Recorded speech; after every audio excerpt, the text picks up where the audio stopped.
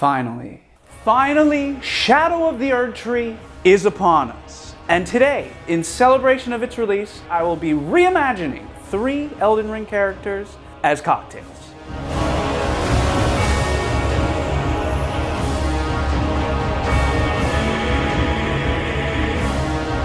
You've visited his tree, you've seen his cocoon, you've probably killed his sister. Miquella is up first. Okay, I love the lore of Elden Ring, and with the DLC revolving around Miquella, I figured I would try to catch everyone up on his story so far. So I created a cocktail that tells that story in a very abridged way. It is a long story. But it all begins with Miquella's parents, Queen Marika and King Consort Radagon, who founded the Golden Order that he was born into. An order of great abundance, represented by a golden fruit, the cantaloupe. And Miquella, in admiration of his father Radagon, studied Golden Order fundamentalism, gifting him spells of bright golden light, similar to the color of this bright yellow lemon. However, this image of the Golden Order's child prodigy was easily shattered, because all was not well for Miquella, nor his twin sister, Malenia, as they were both born with afflictions. He was a pure soul, cursed with eternal youth, like vodka, the purest and youngest of all the spirits. And she was cursed to have her body slowly eaten away by scarlet rot. It didn't take long for Miquella to realize the Golden Order didn't have the cure for their ailments.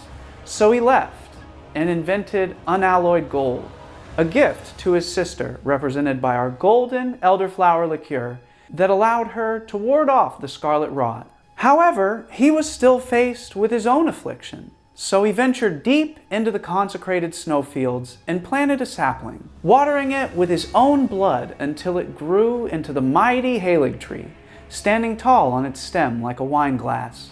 Miquella believed that he could cure his eternal youth by growing with the Halig tree, so he decided to become one with the tree, shrouding himself in a cocoon like this thin bowl of ice placed atop the glass. But this cocoon was not enough to protect him, as he was soon ripped from the tree and tainted by the blood of the formless mother, seeping into him through his cocoon, all at the hands of his half-brother Mohg. And it's here, with Mohg in Mohgwyn Palace, that he remains, until you, ye tarnished, arrive, defeat Mohg, and reach out for his limp hand, only to be led to brand new content. Oh yeah! Okay, I know that was a lot, but now we can finally taste Miquella. That sounds weirder than I meant it. Also, these ice bowls are super easy and super cool, so if you want to know how to do it, let me know and I'll make a video explaining the process. I'm just gonna let that melt in there. Ooh, that is so good.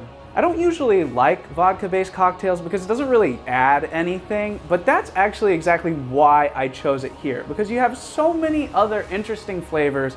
It happily takes a back seat and just lets those other guys sing. You know, the interplay of elderflower liqueur, or should I say Elden Ringer flower liqueur.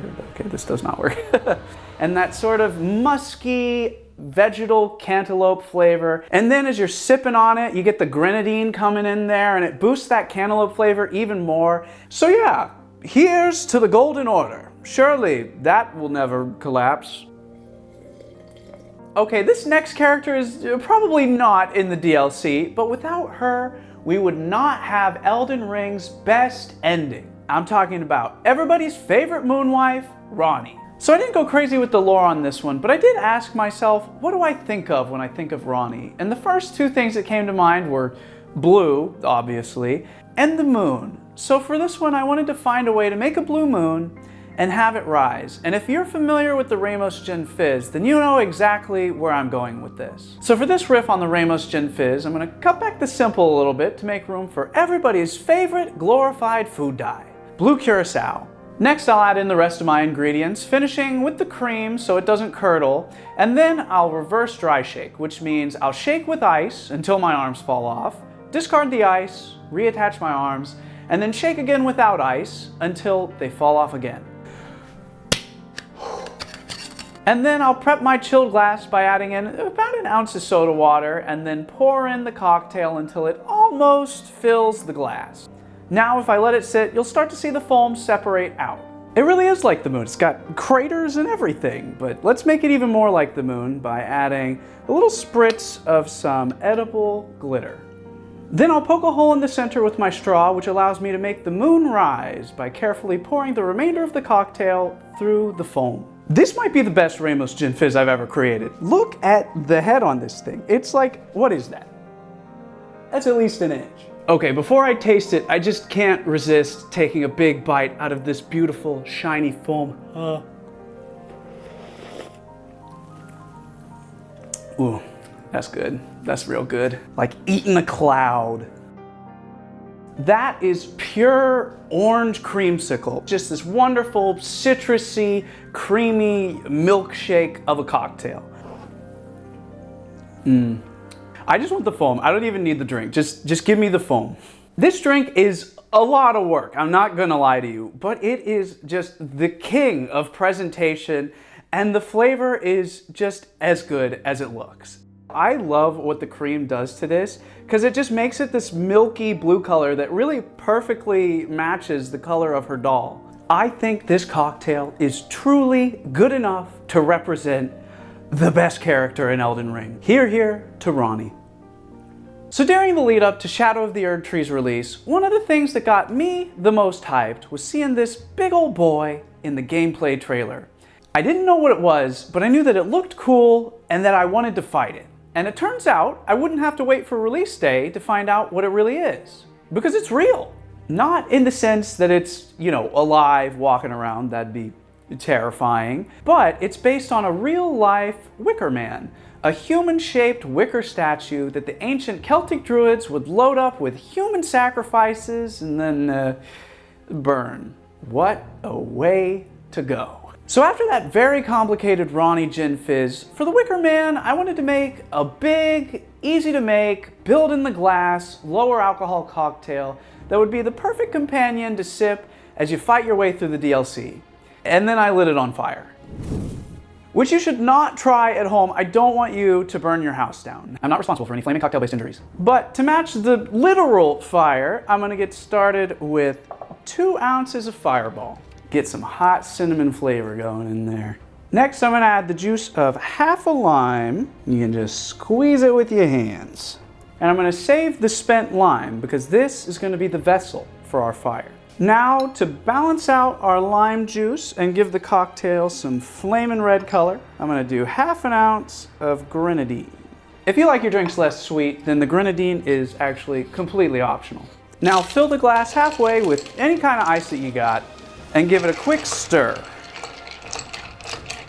Now I'll top it off with more ice and then some hard cider to get an apple cinnamon thing going in the glass.